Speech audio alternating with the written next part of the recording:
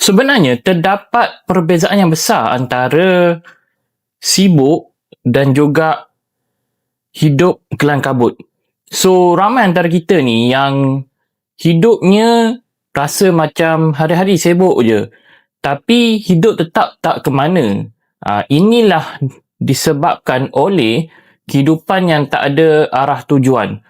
Sekiranya kawan-kawan ada mengalami ataupun merasakan yang hidup tu macam tu, adalah lebih baik cuba berhenti sekejap dan mula tanya diri sendiri, sebenarnya aku ni nak ke mana?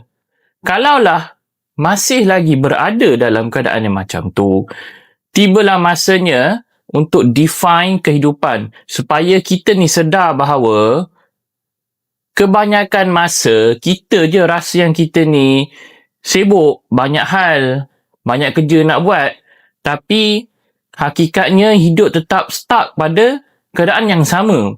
So kat sinilah kita kena belajar untuk betul-betul define apa yang kita nak capai, ke mana kita nak pergi dalam hidup, supaya kita tak adalah rasa macam dah buat banyak benda, dah rasa penat, tapi hidup tetap stuck pada keadaan yang sama je.